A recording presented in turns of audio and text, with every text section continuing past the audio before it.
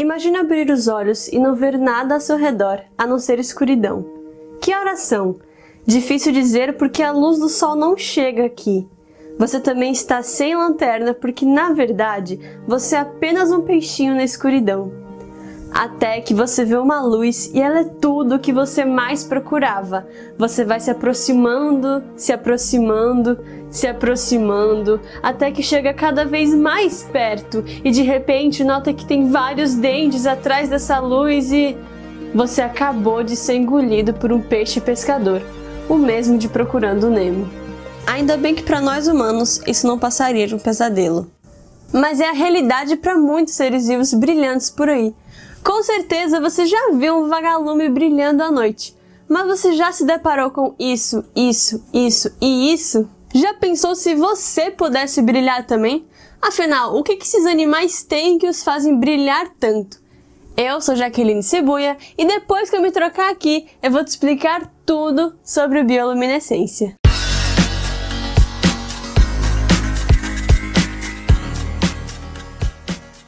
A bioluminescência é a capacidade que alguns animais ou organismos têm de emitir luz. Em algumas regiões do oceano, ela é a única fonte primária de iluminação. E cerca de 80% dos bioluminescentes encontram-se nos oceanos, maioria localizada na zona disfótica, uma zona que varia entre 206 metros a 1006 metros de profundidade. Nós temos organismos unicelulares, vermes, águas-vivas, peixes e tubarões. Isso só para nomear alguns, porque são mais de 1.500 espécies conhecidas. E cada um usa a bioluminescência do seu jeito. Pode ser, por exemplo, para atrair a presa.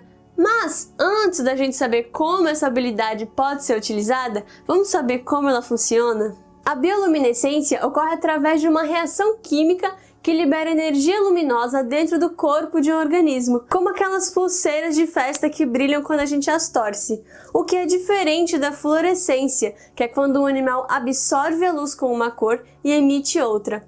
Tá vendo aí? Não vai se confundir mais, hein? Para a bioluminescência acontecer, a gente precisa de duas coisas, a luciferina e a luciferase.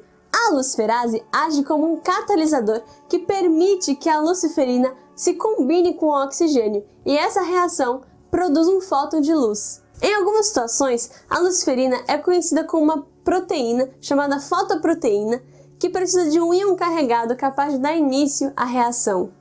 Normalmente, essas reações também precisam de ATP, uma molécula responsável por armazenar e transportar energia em maioria dos seres vivos, inclusive você, colega. E aqui não é aula de etimologia, mas os termos luciferina e luciferase derivam do latim Lucifer, que significa aquele que traz a luz. E são termos genéricos e não substâncias químicas específicas, porque diferentes substâncias agem como luciferinas e luciferases. Um exemplo é a coelenterazina, uma luciferina muito comum nos organismos bioluminescentes marinhos. E se você acha a bioluminescência uma coisa do mínimo intrigante, saiba que os cientistas também concordam com você e a ciência busca entender o processo evolutivo que levou a uma habilidade tão brilhante. Uma das hipóteses é que inicialmente a seleção natural tenha guiado substratos de luciferina para proteger os organismos das espécies reativas de oxigênio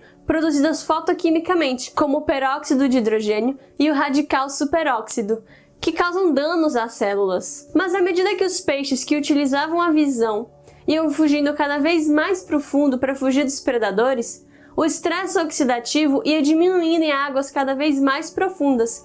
Então, a ação antioxidante da luciferina foi perdendo a necessidade e quem ganhou a vez foram suas propriedades quimioluminescentes. Alguns animais têm a capacidade de produzir a própria luz. Outros criam micro-organismos em órgãos específicos, como bactérias, para que elas produzam a luz para eles. E aí eles podem também controlar a intensidade da luz e alguns conseguem até emitir cores diferentes. Mas não pensem que eles brilham só por brilhar, não. Cada organismo usa a bioluminescência do seu jeito. Então, afinal, para que serve a bioluminescência? Como eu falei no início do vídeo, aquele sonho pode, na verdade, estar sendo o pesadelo mais real de algum peixinho no oceano nesse exato momento. Porque aquele peixe do filme Procurando Nemo, o tamboril ou peixe pescador, usa a bioluminescência para atrair e atacar, se alimentando da sua presa.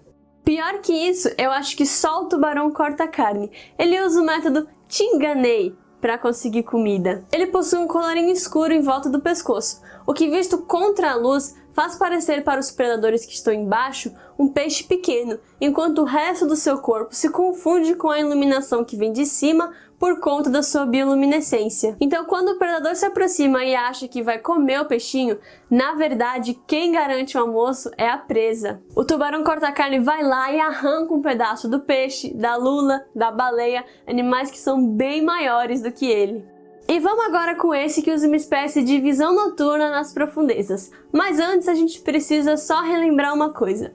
A luz, ela viaja em diferentes comprimentos de onda. Por exemplo, o azul ele tem um comprimento de onda mais curto, por isso ele tem uma maior capacidade de espalhamento, penetrando mais profundamente nos oceanos, sendo por isso que o oceano é da cor azul. Espectros como vermelho e laranja têm um comprimento de onda mais longo, por isso não tem tanta capacidade de penetrar nos oceanos. Por isso que a maioria dos bioluminescentes geram as cores verde e azul, que podem ser vistas tanto em águas rasas quanto profundas. Mas a natureza, ela é sensacional. Então, como a luz vermelha não consegue chegar no fundo do oceano, muitos peixes perderam até a capacidade de conseguir enxergá-la.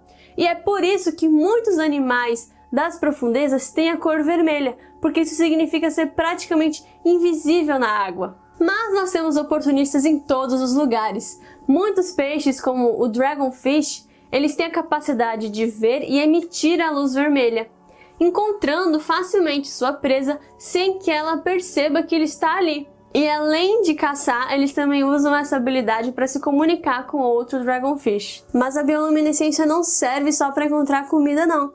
Ela também pode servir para encontrar um parceiro. As fêmeas da espécie Odontocyle zenopla usam a bioluminescência para atrair os machos da espécie ao ficar girando em círculos. E o mais curioso delas é que elas aparecem no mesmo momento na noite após a lua cheia de cada mês, o que atrai muitos turistas e locais para a região. O peixe-lanterna possui órgãos luminosos que ficam localizados abaixo dos olhos e lá vivem bactérias produtoras de luz. E quando ele precisa apagar a luz, esses órgãos são tampados por uma membrana escura. A sua bioluminescência pode ser utilizada para acasalar, como também para se comunicar e dizer a diferença entre quem é macho e quem é fêmea. E talvez você esteja se perguntando, como utilizar a luz para se defender? Alguns animais soltam um flash de luz bioluminescente feito para assustar ou atordoar o predador, dando tempo para ele fugir, como a lula vampiro do inferno e algumas poliquetas, que utilizam essa técnica lançando uma bomba bioluminescente quando em perigo. Você provavelmente já ouviu essa frase, o inimigo do meu inimigo é meu amigo, e aqui eu tenho um exemplo claro disso. Alguns organismos brilham quando ameaçados por um predador, para assim atrair o predador do seu predador e assim poder escapar de uma situação de perigo. E se você pudesse escolher um dos usos para sua luz interior? Usaria para encontrar um parceiro ou uma parceira, para se alimentar ou quem sabe para se proteger?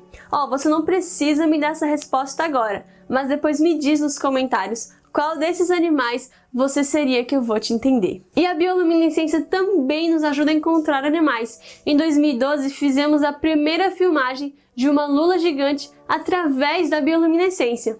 Uma lula falsa foi colocada para brilhar, indicando não comida, mas um predador na vizinhança, atraindo a outra lula para perto dessa falsa, e assim foram feitas as suas primeiras imagens. Mas a bioluminescência também pode atrapalhar a navegação marítima. Algumas espécies de dinoflagelados brilham quando são perturbados por ondas, tempestades ou passagens de navios, gerando um fenômeno conhecido como Milky Sea, que deixa a água do oceano brilhante, às vezes até demais. O que temos até aqui já é espetacular, mas a ciência ainda tem muito a explorar no ramo da bioluminescência, como o porquê alguns organismos brilham sem nenhum propósito aparente, ou como a bioluminescência de fato evoluiu. Talvez você, curioso espectador, encontre essa resposta. Me diz aqui embaixo qual foi o animal bioluminescente que mais chamou a sua atenção.